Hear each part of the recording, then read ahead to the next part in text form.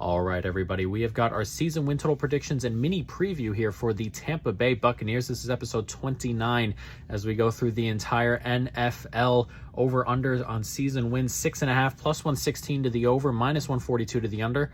We're going to go over here with the Tampa Bay Buccaneers, go against the perceived, or the perception at least, of this team, and we'll talk about it. So let's jump on into it. Coaching. Todd Bowles is the coach and does most of the defensive coordinator work as well. Not the greatest just coaching, decision making and stuff like that in terms of just being a head coach. That being said, the defense is good every year. He's aggressive on defense. He has his style and is printed all over this team. So we'll see as it goes along. As I said, I don't think he's a great coach, but defensive coordinator kind of guy, he's excellent there. And then the new offensive coordinator, Dave Canales, he's the Seahawks quarterback coach from last year. Hopefully he can bring over some stuff that he helped Geno with, perhaps, and bring it over and deal with, the quarterback room here, which we can get into. It's going to be Trask or Baker. They're fighting for it. They're going to fight through preseason for it. Not sure who it'll be. That being said, I think whoever's there can do a decent enough job. I actually kind of lean Baker because he takes a few more chances. But, whoever it is, this system, if it's a lot like the Seahawks system, there'll be some layup throws. There'll be some running the football kind of stuff. So I don't expect this quarterback, whoever it may be, to have to come in and throw a ton of difficult throws, especially if they're in the game. So whoever it is, we'll roll with it. Offensive line, not great, but, the ceiling gets up there a little bit. So, really low floor. Ceiling is average-ish. Both tackles are switching sides. Gadecki on the right, he's been okay. We'll see how he transitions. And then Wirfs, who played left tackle in college, but right tackle when he came to the NFL, will be switching back over to left tackle, but he's had all offseason to deal with it. So I don't expect that switch to be too difficult for him. There may be some growing pains and stuff, but he's been so good since he came into the league that I'm just not worried until I see problems. Cody Mauch, or however you say it, the rookie, comes in at right guard. Jensen comes back in at center. If he's healthy, that's a really nice piece. If he's just back to playing how he's been really good last couple of years before his injury. Left guard Filer, he's just an average is that. So there's a world here where Gadecki and Wirfs get off to a good start. Mauch comes in and is solid at right guard his rookie season. Jensen's back to his old form. So there is a ceiling here that's not really bad, but there's also a floor where none of that works out, and they're like a bottom 5 line. So a lot of variance there. We'll see how that ends up. Running back room, not particularly great. Rashad White is okay. We'll see if he can take another jump forward here. Chase Edmonds, his backup, another guy who I liked seemingly last year, and then he got beat out comfortably in Miami and was just kind of pushed aside there, so I worry a little bit. So this is not a running back room I'm in love with, but it's their running back room, so we'll deal with it. Wide receiver room is pretty good still. Mike Evans and Chris Godwin are still really, really good. Mike Evans has been loving camp, apparently. We'll see how that's going when the season starts, but 2 really good wide receivers still. Number 3, Gage, solid still in the slot. So, the 1, 2, 3 here, it's a really good combination. That being said, they need to stay healthy because I don't love the depth. There's not a great deal there, but I do like the weapons on the outside. Tight end room, not so great. It's Cade Otton and a bunch of nobodies. And Cade Otton's not particularly fantastic yet. He's got traits. He's got some nice traits and tools and stuff like that, but we'll see if he can put it together this year. Defensive line, solid. Interior is good. Vita Vea is a monster, continues to be a monster. Kalijah Kancey may miss some time with that calf strain, but he can come into the NFL and be a problem. I really like that pick. He'll be alongside Vita Vea, and if Kancey hits the ground running, that'll be a really difficult interior to deal with.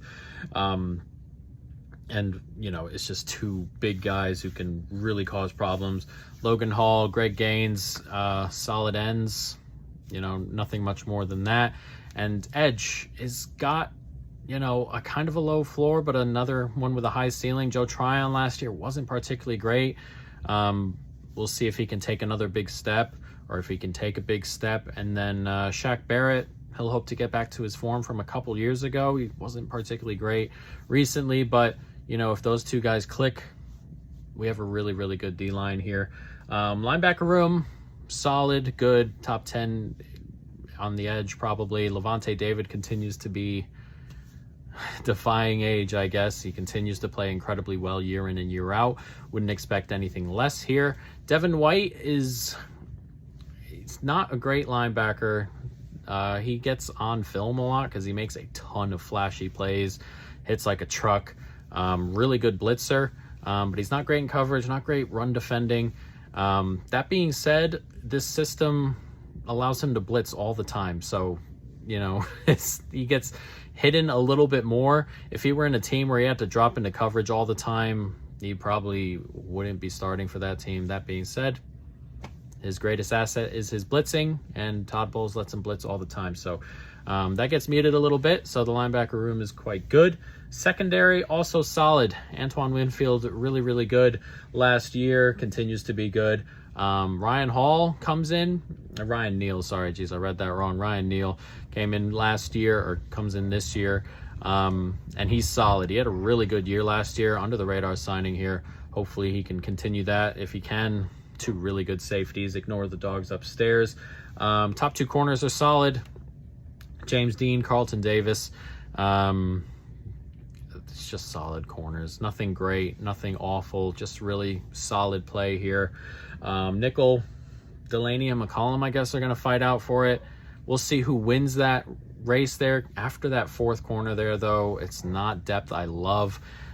So hopefully, you know, they stay healthy, and, you know, that's kind of just what you're hoping for. Depth isn't great. Depth in general on this team is not super great, but behind those four corners, nothing crazy. So a solid secondary, should continue to be a solid secondary. As we said, safeties are good, top two corners are good. So if they all stay healthy, this should be a good defense in general.